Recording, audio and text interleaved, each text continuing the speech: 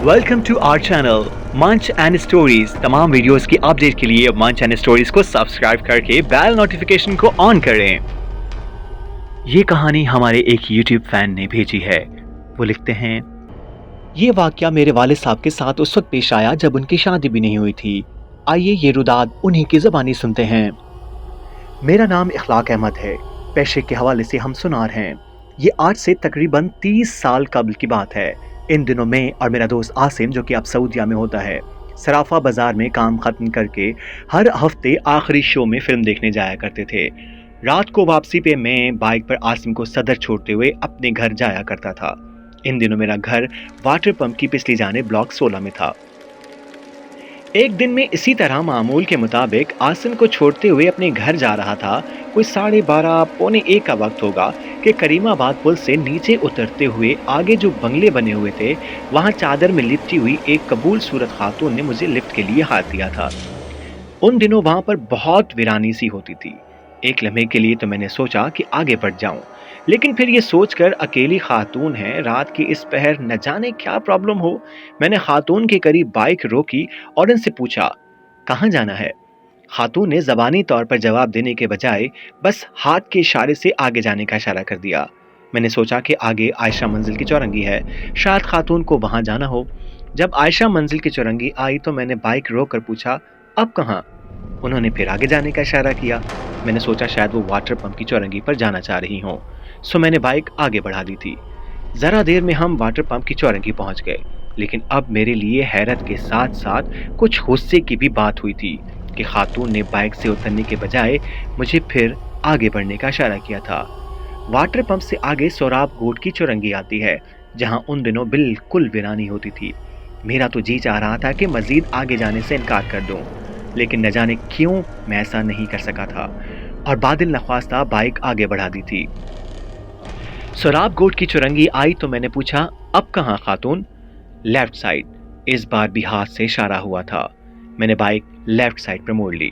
आगे जाकर 2 रोड आए, फिर पूछा, कहाँ? इशारा मिला राइट।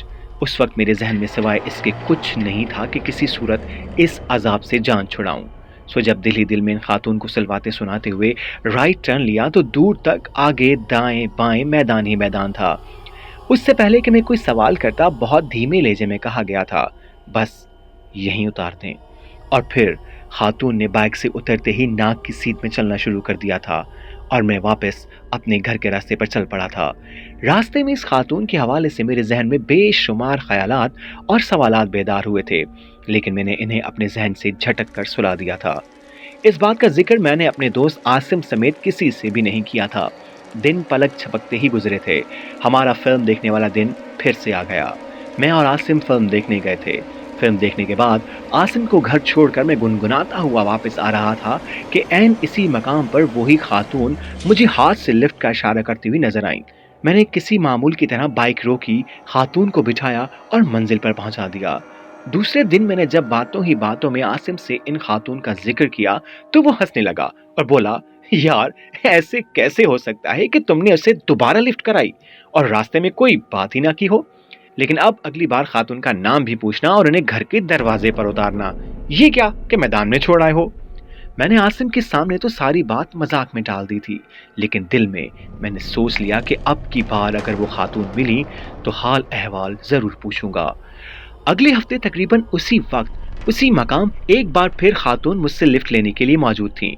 मैंने मशीनी अंदाज में बाइक उनके सामने रोकी थी और वो खातून खामोशी से मेरे साथ बाइक पर बैठ गई थी। बहुत कोशिश के बावजूद भी मैं खातून से हाल अहवाल नहीं पूछ सका। यूं लगता था जैसे अल्फाज मेरे हलक में घुट कर रह गए हों। मैं उनसे पूछना चाहता था कि लिफ्ट के लिए वो मेरा ही इंतजार क्यों करती हैं। इतने में उन खातून की मंजिल आ गई थी। वही घोर अंधेरा, वीरानी, बंदा न बंदे की जात। आसपास तो छोड़ो, दूर दूर तक कोई घर न कोई रास्ता, बस ताहद नजर मैदान ही मैदान।